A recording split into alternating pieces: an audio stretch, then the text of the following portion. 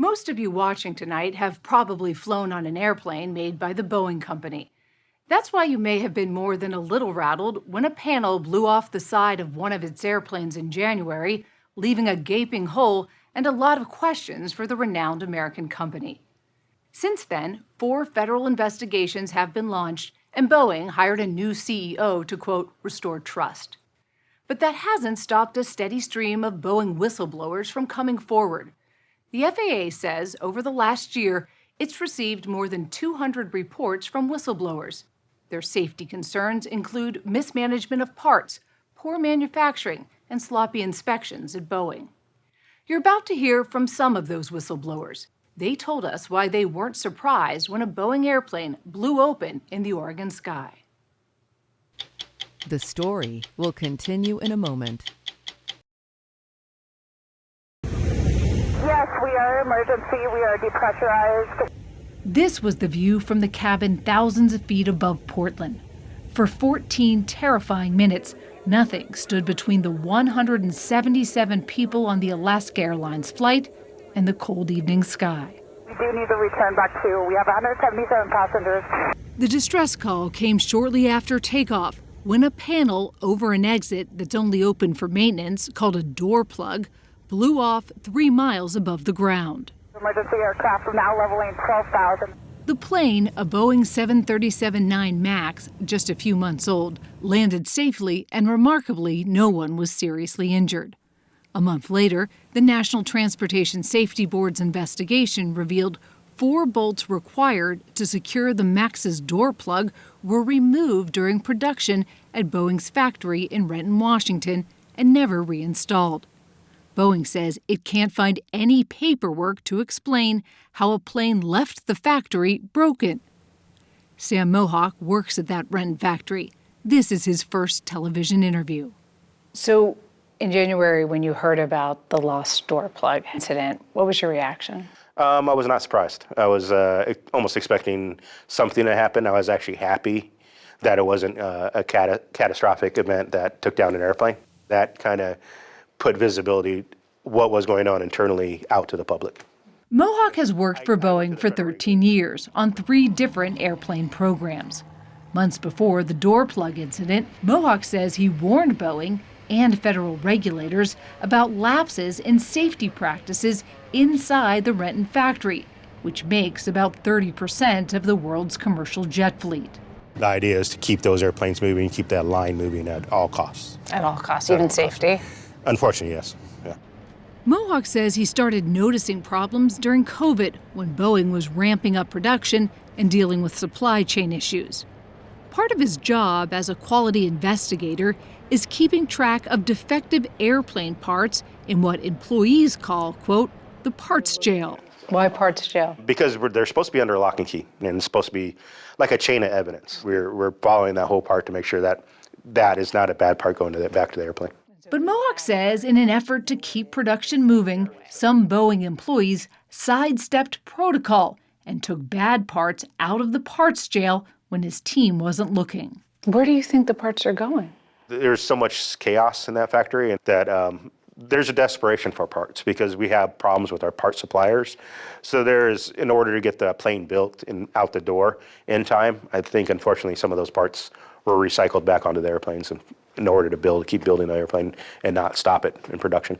You think that the faulty parts could be on Boeing airplanes? Yes, I do, yeah. Are you talking about a couple bad parts being put on a plane, or is this happening repeatedly? I think it's happening repeatedly. We have thousands of missing parts. And it's not just bolts, but rudders, one of the primary tools for steering an airplane. Mohawk says 42 flawed or non-conforming rudders that he says would likely not last the 30-year lifespan of a jet went missing. Those parts came into our system. They're huge parts, and they just completely went missing. Somebody, not through our group, moved all those parts away. If they're using non-conforming parts and they're putting them on airplanes, what's the concern? I think without a proper investigation, it could lead to a catastrophic event. It might not happen within the first year, but down the road, they're not going to last the lifetime that they're expected to last. It's like Russian roulette, you don't know if it's going to go down or not. Sam Mohawk's story echoes another Boeing whistleblower at another Boeing plant, John Barnett. He appeared on NBC's Today Show in 2019. From day one, it's just all been about schedule and hurry up and just get it done, push the planes out, we're behind schedule. John Barnett spent 3 decades at Boeing. In 2010, he began working as a quality manager on the long-haul 787 Dreamliner at the company's South Carolina factory. Barnett said managers there pressured workers to ignore FAA regulations, such as not tracking defective parts properly, then retaliated against him for speaking up, claims Boeing denies. In 2017, he retired and reached out to Rob Turkowitz, a Charleston attorney who's worked with dozens of Boeing employees over the last decade. John Barnett walked into my office and told me about what was going on. And I asked him, I said, "Do you have documents?" And he said, "Actually, I do." He said, "I've got thousands of documents." Turkowitz says Barnett had more than 3,000 internal documents, emails, and photos from Boeing to support his whistleblower claim. 7 years later, John Barnett was in the final stretch of his case. I think that John Barnett was probably the best witness I've ever seen testify. He knew the facts up and down, and the defense lawyer objected and said, he's not even looking at the documents. And if I remember right, John said, "I don't need to. I live this." He knew every detail of his case. Absolutely. John Barnett was scheduled to complete his final day of depositions on March 9th of this year. And I tried calling John to see if he needed a ride and, let him know I could pick him up at the hotel. And I got no answer. And when I got to the deposition at about 10 o'clock, he didn't show up. He drove to John Barnett's hotel and learned the 62-year-old was dead inside his truck with what police said was a self-inflicted gunshot wound. Turkowitz called John Barnett's family, brothers Rodney, Robbie, Michael, and Mom Vicky. He was used to people caring and listening. If something was wrong, they fixed it. And when he started in Charleston, that wasn't the case. And he would try to go to his boss, who would not listen. And I guess that's when he felt under siege, He would be embarrassed at meetings. What did the fight do to him? He put up a good front with us, but times when we really had heart-to-heart conversations, you could tell it just wore on him. I'd ask him, why do you just keep pursuing it? And he just like, 'cause it's the right thing to do. Who else is going to do it? The Barnett family is continuing John's legal fight. His death inspired other Boeing workers to speak up. One of them is Merle Myers. He worked with John Barnett years ago. When the stories came out about how he was treated by managers, some of whom I knew, I was really angry. And he was just a really solid airplane man. Myers began his 30-year career at Boeing as a parts inspector. He was working as a quality manager at the company's largest plant in Everett, Washington, before he left last year. He says his concerns first began in 2015. After he discovered defective 787 landing gear axles that had been scrapped were taken by workers and brought back to the factory. Why were they just taking things? Schedule driven. So that's really, that's the order of the day. They needed a part, they didn't want to wait for it. Right. What condition were these landing gear axles in? They were corroded beyond repair. In these photos provided to 60 Minutes, the axles are spray-painted red. Myers says he learned scrap parts marked like this had been taken without authorization for over a decade. If the faulty parts are spray-painted red, would you be able to look at a part on a plane and go, that's faulty? Are they still red when they get on the plane? Yeah, or it would get cleaned up. How do they clean it up?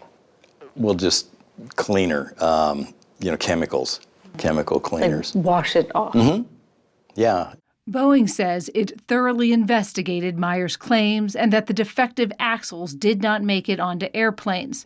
But Myers says the competition for airplane parts continued. And they would talk openly about it at the stand-up meetings. Senior managers, that flap on that plane ahead of mine was supposed to be on mine, and that was taken by a competing manager. So So managers they're fighting compete. for faulty Yeah. parts? Yeah, and good parts. They're not too picky. Wow. Yeah. And they talked about that openly. Yeah, and vice presidents would attend that meeting often, and they would hear this and do nothing about it.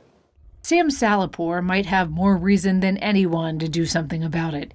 He's worked in aerospace as an engineer for 40 years. I come from a spatial background. I don't know if you remember the Challenger explosion where we lost 7 people. Ever since that explosion, I have promised myself if I see problems that they are concerning or safety related, I am going to speak up until my face is blue. Salapur works on the 777 line in Everett. He says when the jet is assembled, pre-drilled holes are supposed to line up to join pieces together. When they didn't, Salapur told federal investigators he observed Boeing employees trying to make them line up. What were people doing to get the holes to align? Force, crane forces, people jumping up and down to align the holes. Jumping up and down? Yeah, they were jumping up and down like this. When I see people are jumping up and down like that to align the hole, I'm saying we have a problem. What happens then if you've got that pressure on these parts? That's like going one time more on your paper clip, okay? And we know that paper clip doesn't break the first time, the second time, the third time, but it may be breaking on you the 30th or the 40th time. You're saying this was happening over and over again? It's still happening right now. Even right now, it's still happening. In a statement to 60 Minutes, Boeing said it carefully investigates all quality and safety concerns, including those of the whistleblowers we spoke to, telling us some of their feedback contributed to improvements and other issues they raised were not accurate. Based on investigations over several years, none of their claims were found to affect airplane safety.